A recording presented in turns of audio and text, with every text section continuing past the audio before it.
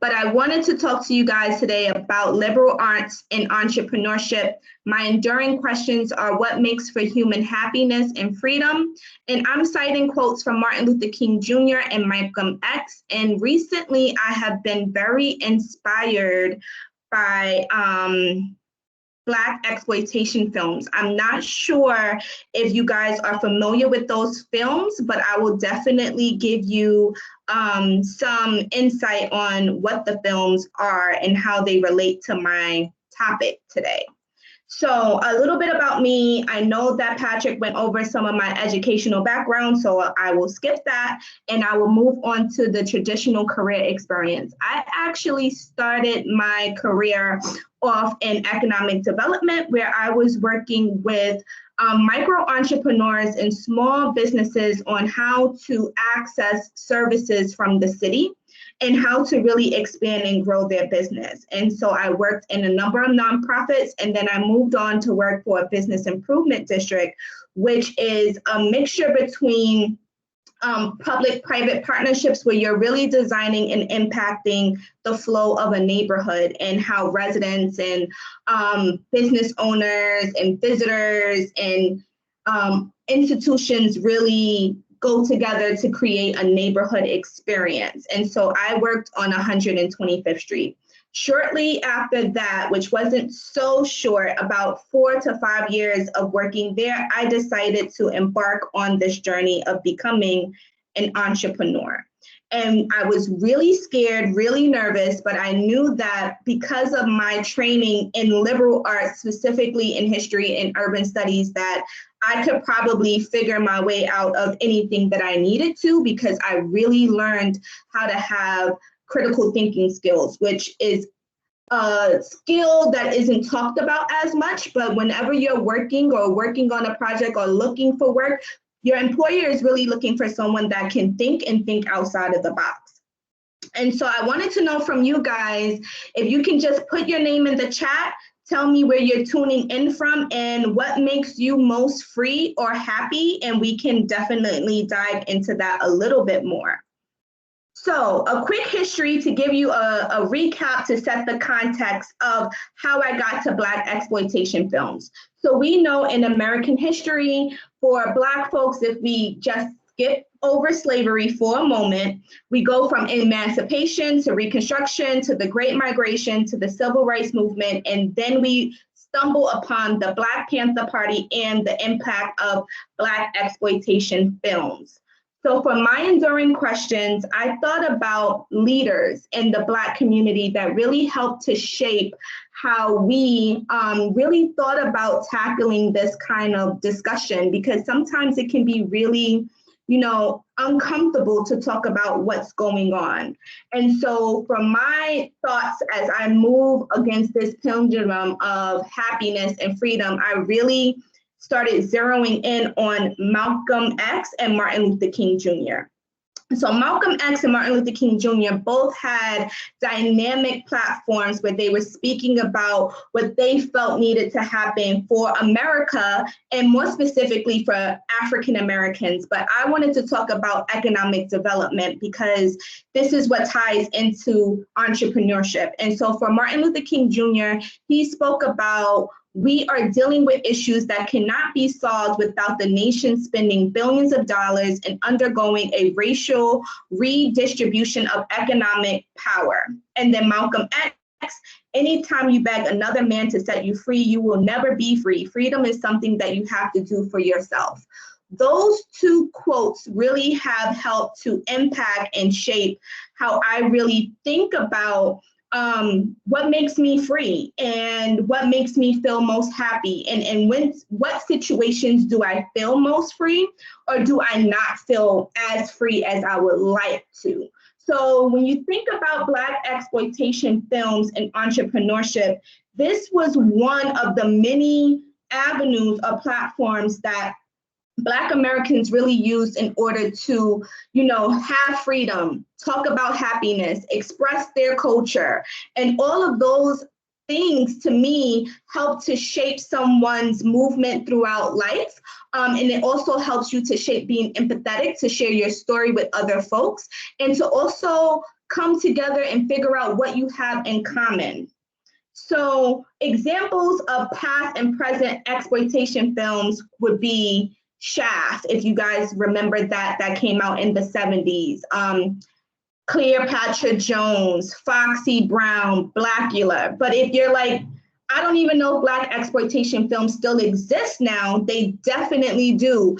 Now you have Black Panther the movie, you have Judas and the Black Messiah, you have Insecure, you have Superfly, and you also have music videos have now become one of the avenues in which I would say musicians and entertainers are using it to push the envelope a little bit more and to also express their culture, but also express what they feel might not have them feel as free as they would like to, or they don't feel as happy as they would like to feel. And so for me, I really chose Jay-Z's The Story of OJ and Kendrick Lamar's All Right. If you guys have a chance, you can definitely go on YouTube and Google them and listen to the lyrics. Also look at the imagery. And The Story of OJ, you will definitely see these depictions of how Black Americans were perceived throughout history.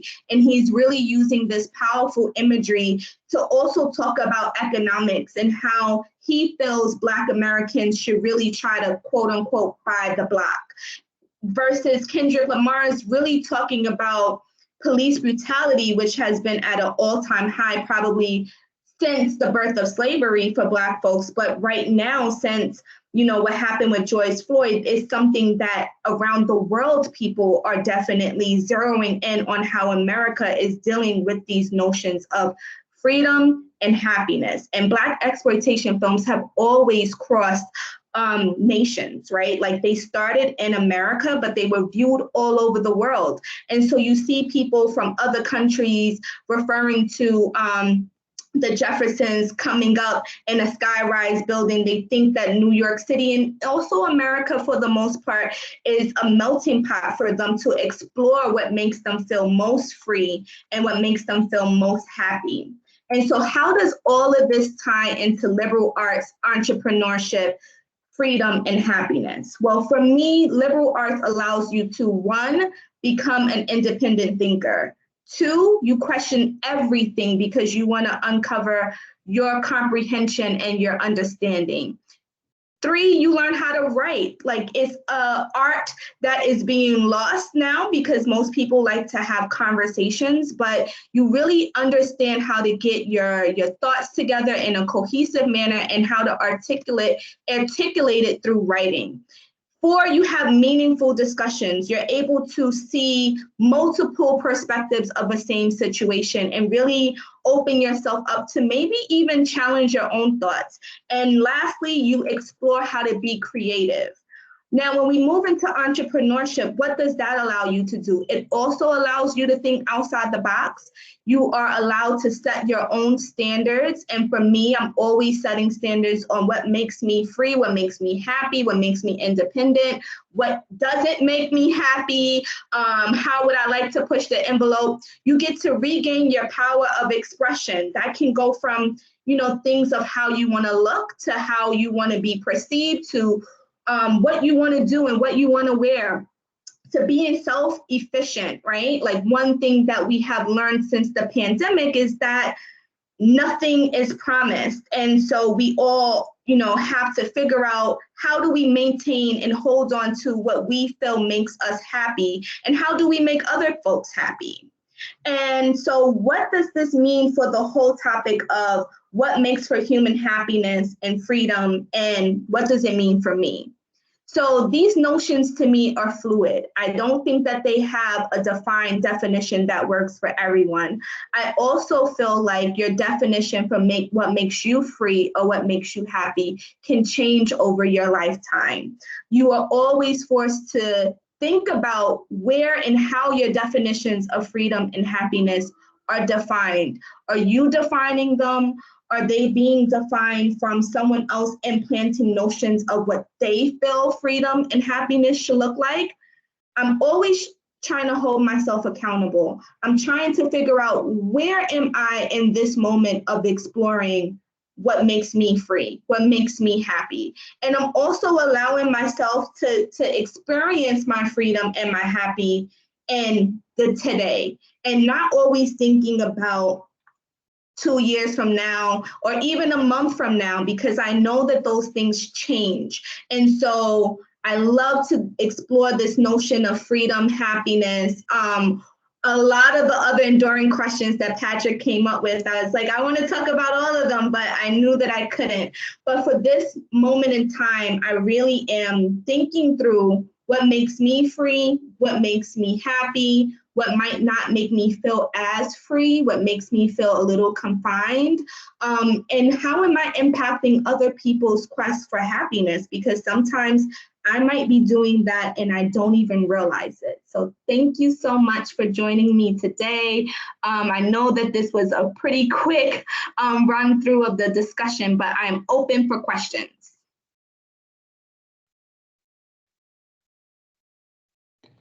Tajmir, just, I mean, as people are formulating their questions, I can show stuff here. I can share video on my end if you want to do that.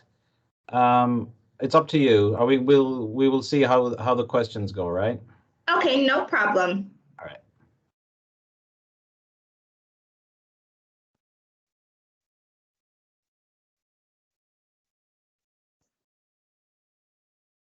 You can raise your hand to ask a question, or you can type it into the chat. You see what Tajmir has a lot to say about happiness and freedom and entrepreneurship and making money, perhaps. I don't know.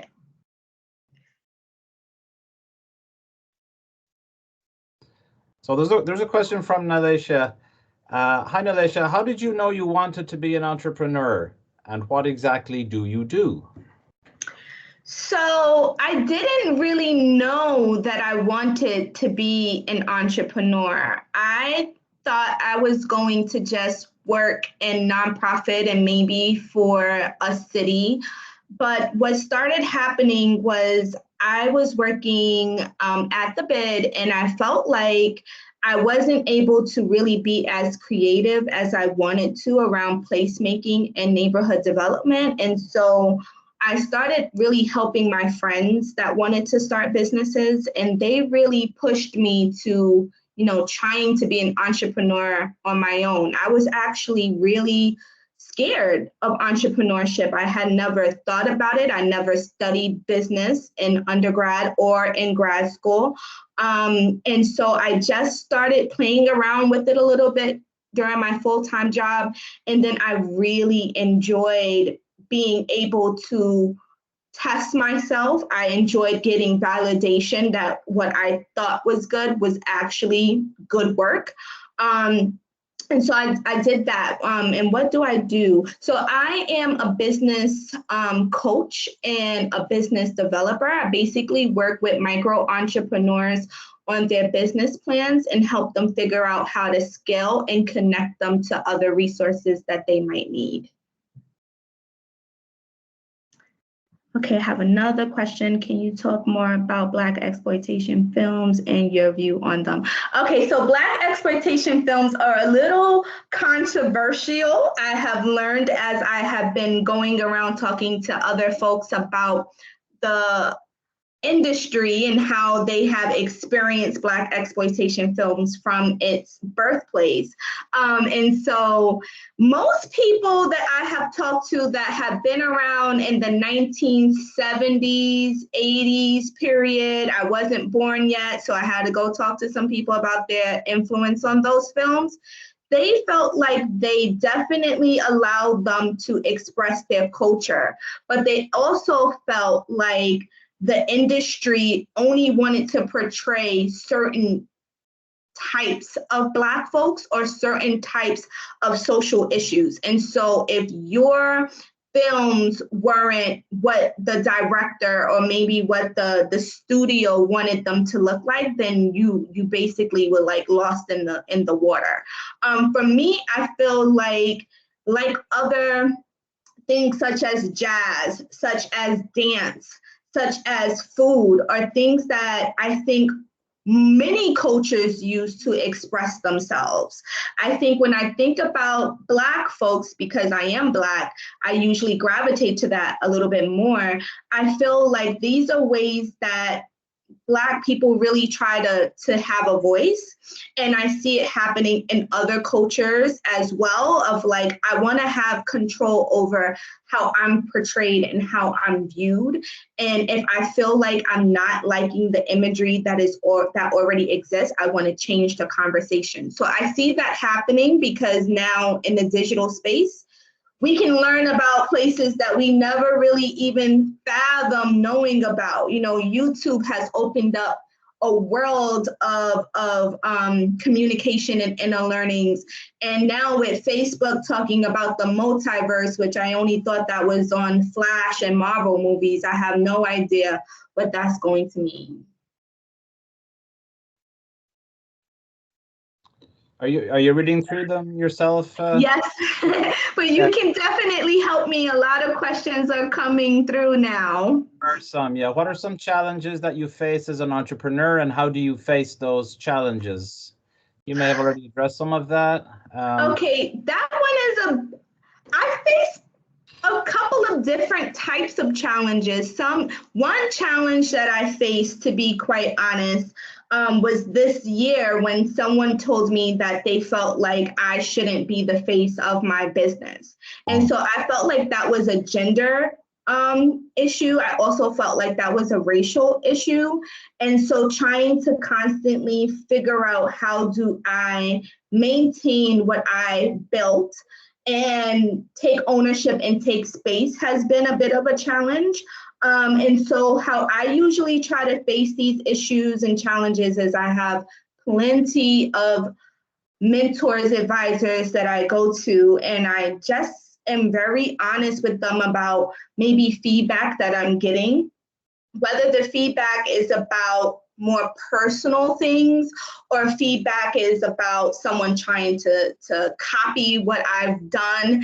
And now I have a perception issue that this person might be perceived to have been the mastermind behind that. I don't really have a lot of challenges in my work product. And I think that that's because of my training in history and urban studies. I have yet to have someone say that my work product isn't what it was supposed to be. I have other challenges that are outside of that. Well, that's interesting. Another question: how has your definition of freedom changed throughout your life? And I'll also add to that. It's like, don't we all? Somebody might say, "Hey, we all know what freedom is. We all know what happiness is. What the heck do the liberal arts have to do with figuring those things out?" So I would say when I was younger, probably in college, I thought being free and happy was like me having my own apartment and making my own rules and doing what I wanted to do. And I was like, oh, I'm going to be so independent. And once I graduate, like I'll do whatever I want and I don't have to listen to anybody. Okay, so that wasn't as sound as I thought it was gonna work. So once I was able to move out and I was able to make my own rules, I definitely started feeling other things that I wanted to do that had nothing to do with my previous definition of being free, right? Or even being happy. And so then I started saying, well, maybe I want to get a better title. Maybe I want to make more money. And then I got the better title. I made a little bit more money, but I didn't really feel as free. I think currently I feel as free as I can feel given my lifespan. So this is probably the most free that I have felt, but I'm sure, 10 or 20 years from now, I'm going to have a different barometer for what that looks like.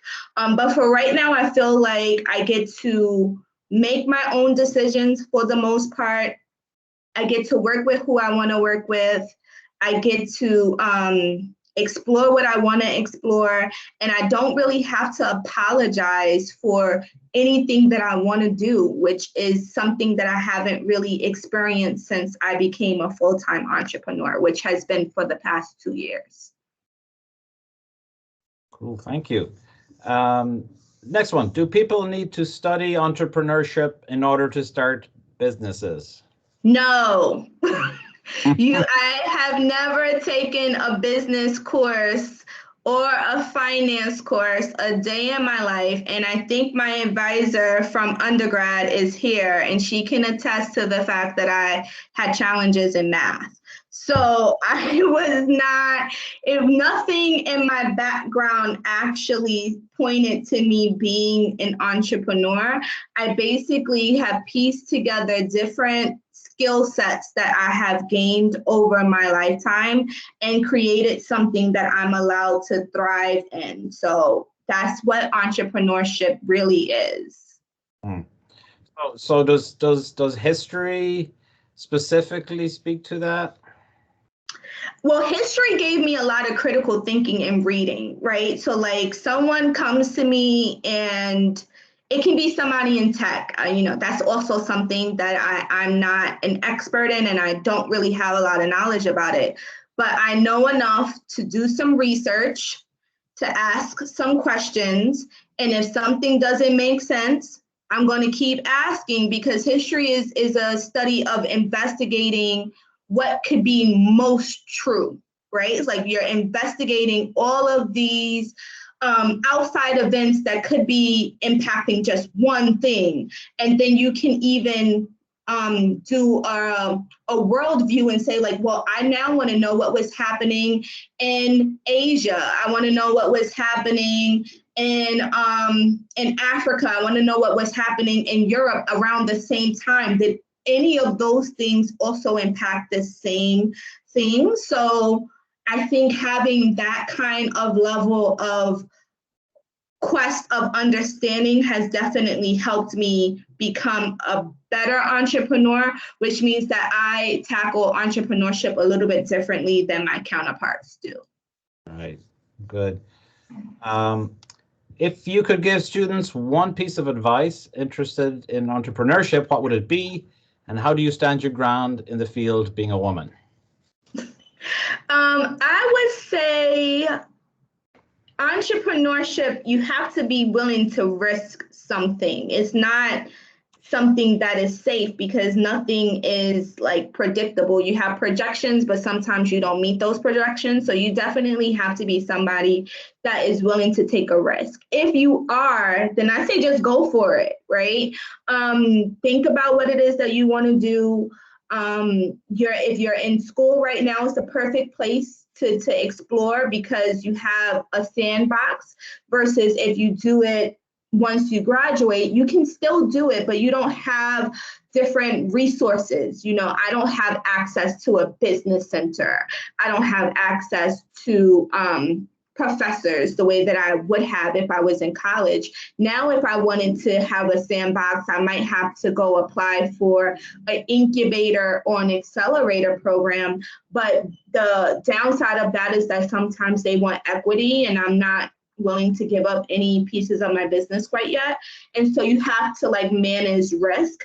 How do I stand my ground as well? I'm still trying, I remix that in different situations, to be quite honest. Sometimes my gender helps me a little bit, because sometimes people might underestimate me a tad, and maybe they're saying something and they don't really know who I am or what my skill set is, and then they have to walk it back a bit. But now I already know what hand they've played. Also, women entrepreneurs are really sought after right now. Everybody wants to work with a female entrepreneur that is smart. So I would say that's helping, but sometimes it's a little challenging if I'm trying to get into a certain room or have a seat at a table. So in the past, I used to try to get myself into certain places. Now I take the initiative to build my own table because I know I'm not going to kick myself out of it. So I take the initiative to build my own platforms to connect with the people that I want to connect with and people that really understand who I am and what I'm doing. Awesome. How do you maintain balance in your life between your busy work life and your personal existence? That changes every day. I think every day I kind of take inventory. I know sometimes some folks feel like you have a schedule that you stick to. You often learn that your schedule kind of goes out the window.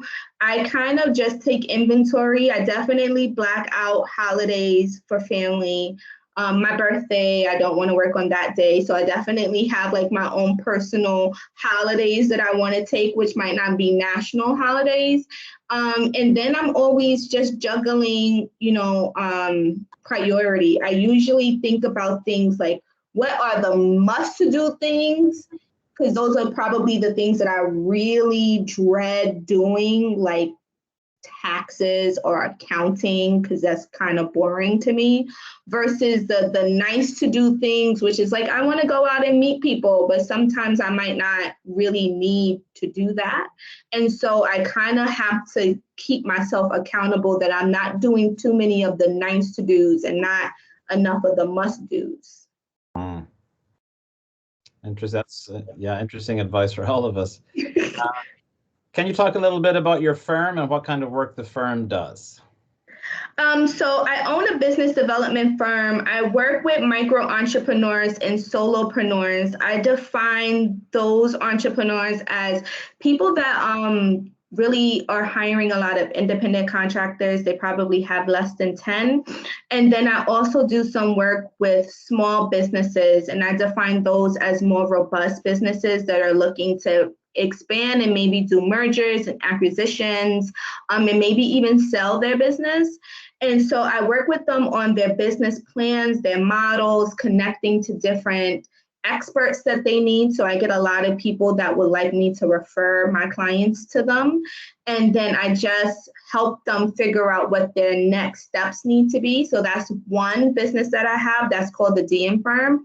And then about 5 months ago, I co-founded something called the Brunch Pitch, which is a pitch competition for Black entrepreneurs. It has a Black excellence theme or feel to it. And that has been taking off really quickly. And we've been getting a lot of interest to bringing the Brunch Pitch to other cities. Very cool. Any more? I mean, people, you don't have to write the question into the chat. You can raise your hand and unmute yourself and ask a question that way. Although I do have one in the chat. Do you get support from someone encouraging you to get your goal, a mother or a friend? Like what sort of support systems did you have in place? Do you have in place? I have an amazing support system, and I am not afraid to seek out people that I think can help me a little bit more. And so I get a lot of support from my family, which they think that this is probably one of the craziest yet exciting things that I've done because I'm the first person in my family to become an entrepreneur. But I'm the first of many things in my family. I was the first one to go to undergrad. I was the first one to go to grad school. I was the first one to be an entrepreneur. So I get a lot of support from them. My friends, sometimes, I mean, they're super busy too, but they definitely take time to catch up with me to see what I'm doing, or they read over op-eds that I write. And they really do try to push me to think even more outside of the box. Sometimes I think that I'm pushing myself and they're like, no, you probably could be doing something different. Right. Good. Anybody else want to? I've got a question or two for you, but I want to give other people a chance.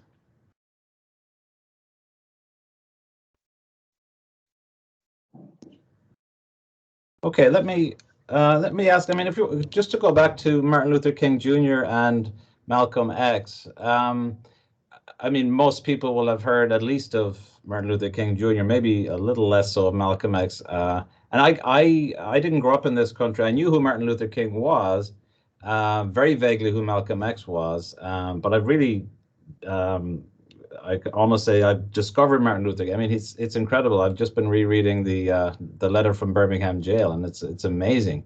So what is it about his concept of, let's say, Martin Luther King's concept of freedom? Is there a difference between what he was after and what you are thinking about as freedom right now? I that's a good question. I think he was thinking about freedom for or from a number of different perspectives, right? I think that he and Malcolm X were both forceful in their thinking about what needed to happen for Black Americans. I think that their way of how they were perceived was just a little bit different, but I think that some people think that Martin Luther King was just like kumbaya, but he was very much like, I'm going to go after this with a vengeance, right? I think when I think about my freedom, I would say I'm pretty much someone that is not always thinking about what freedom means for myself. However, I understand that there's different types of goals that different people are trying to meet.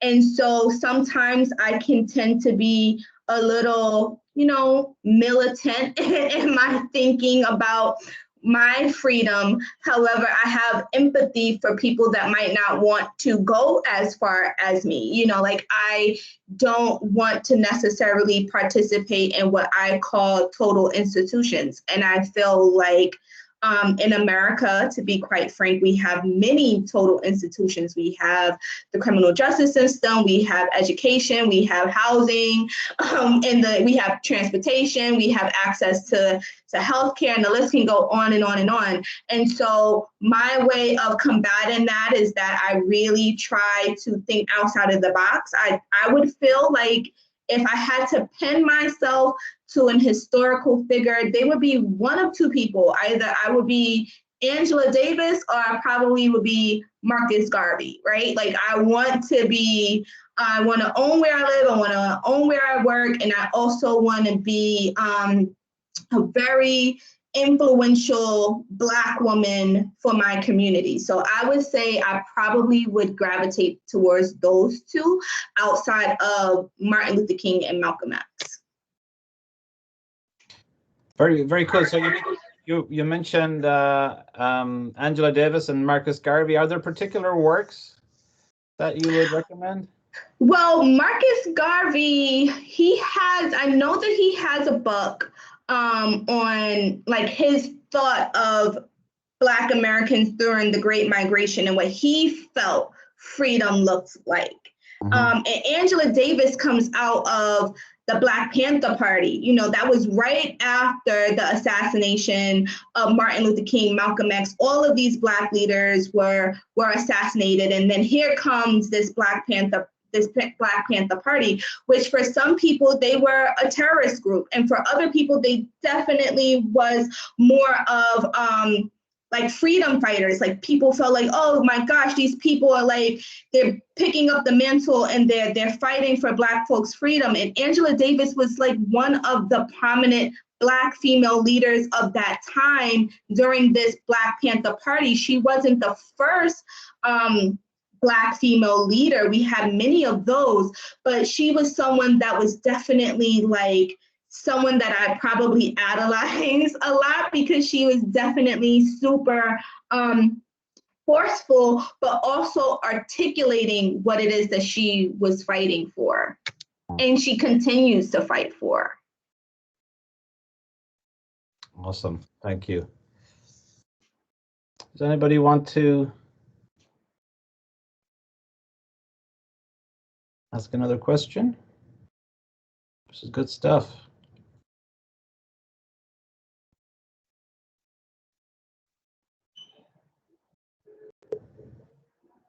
Does it strike you, because and it's 2021, you're a Black female entrepreneur. How many Black female entrepreneurs were there in 1961? I mean, so it's got to strike you as, I mean, it's like weird and liberating at the same time. It's like you look back not very far, and it was like basically what you're doing now was, there were so many barriers as to make it pretty much, well, I won't say impossible. I'm probably not aware of some figures in the past, who succeeded in being entrepreneurs, but so many barriers were put in place. So I mean, that's got to be liberating, right? A little bit, but I would say that I think that women in general have were probably one of the first entrepreneurs, to be quite honest, because women had to always, figure out, how were they going to make additional income for just their own survival, right? Like, so I think that women have always been entrepreneurial. We probably didn't run brick and mortar businesses like other people can see, probably doing something in the home, like making clothes or cooking or watching other people's children and bartering. Maybe our businesses were more like a bartership than a formal transaction of money. But I think that women in general were probably like the first entrepreneurs. I think what tends to happen is that men come and dominate something. Like if you think about cooking, right? Like in the past, you would say women's jobs were to cook. And then all of a sudden, the culinary industry is all of these male chefs. How did that happen, right? So I think that women are constantly always battling for their identity and their stake in industries that aren't necessarily something that they only want to push women into. So I would say that I'm probably building on things that I didn't even know probably existed. And this is across all cultures of women. So I feel a little liberated, yes, like being a female entrepreneur, but also I know that there were so many women that were probably entrepreneurial, but weren't in the right space and time in order to get the accolades that maybe they should have. Yeah, that sounds right. And of course, any encounter you have with history, with anthropology, with sociology, and you see that, right? You recognize that, and you sort of recognize your own place in all of that. I mean, I just have another question here. There's just a note on the time. We did start late. It's 1:16. Officially, we go to 12:15, but I'm gonna, if you have somewhere to be, that's fine, obviously. I'm going to keep going here for another little bit, if that's okay, Tajmir. Of course, of course. So here's the question. Who from Black history or women's history do you admire or respect the most? Who has helped you shape the way you have pursued your career as an entrepreneur? That's gonna go back to Angela Davis. I think I just have like some sort of like fan thing with her of like just feeling that I was introduced to Angela Davis in my senior year.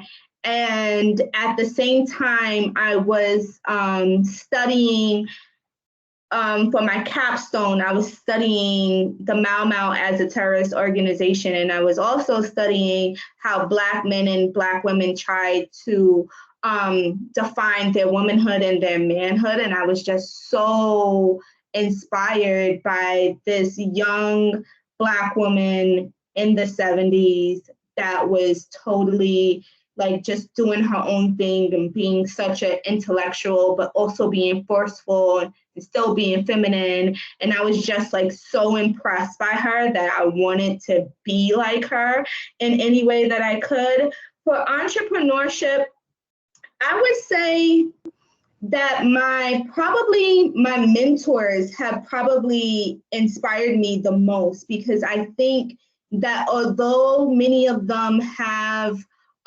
full-time jobs. I think that they move in very entrepreneurial ways in order to piece together where they would like to go.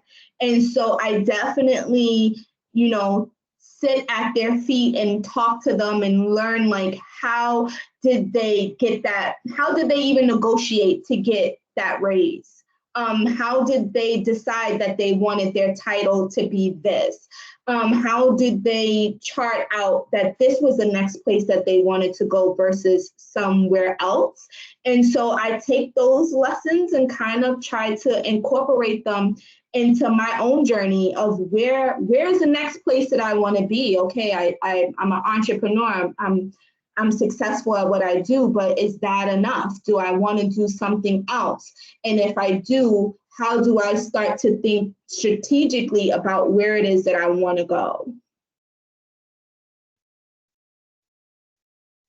Great. Anything else? I have one more teeny question. I'll just give other people a second. My question, I call it a teeny question. Maybe it'll last more than a few seconds. Your answer. So I myself, I mean, and most of us are familiar with maybe philosophy, history, sociology, anthropology, and the liberal arts. What is urban studies? So urban studies, you guys know what this is. Urban studies is the study of how basically all of these liberal arts and some engineering and some business and all of these things have a baby, and it creates like urban studies. And so urban planning is the study of land use. It's literally the study of how land is being used. Why is that building there? And it has this specific zoning of how far up it can go. Urban studies studies the impact of that building on that community, right? So like if I'm going to say I want to come into a residential neighborhood and all of a sudden I want to build a skyscraper, a planner will definitely map out what pieces of land could sustain this skyscraper and all of that kind of stuff. But then an urban studies person would come in and say, how will that building impact how this neighborhood or even this street functions? Is this what the residents want? How does this work with what the government wants? Will you need to have new sewer lines, and what does all of that mean? So you can really take urban studies and slice it into all pieces of your life and what makes you tick the most. So you can say, I want to be an urban planner or urban studies person and focus on transportation. I want to focus on healthcare. I want to focus on economics. I want to focus on education. It's really the study of all of these disciplines that really help to shape cities, but you know that rural communities also need this information as well, and then it goes to the world, right? Like, so how does what we're doing in this small little part of the world might have impact somewhere across the globe?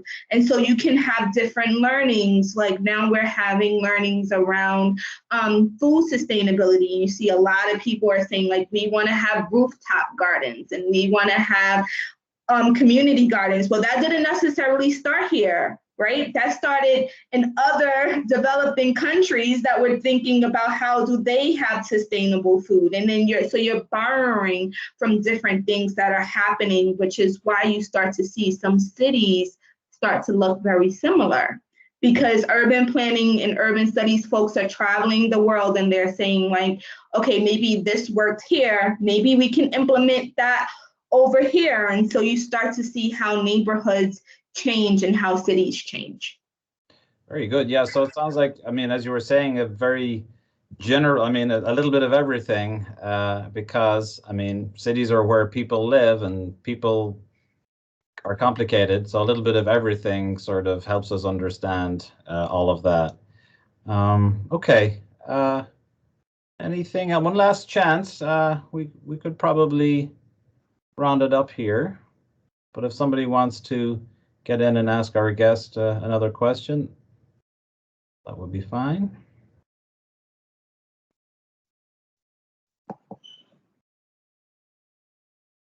Is there anything else you'd like to share, Tajmir?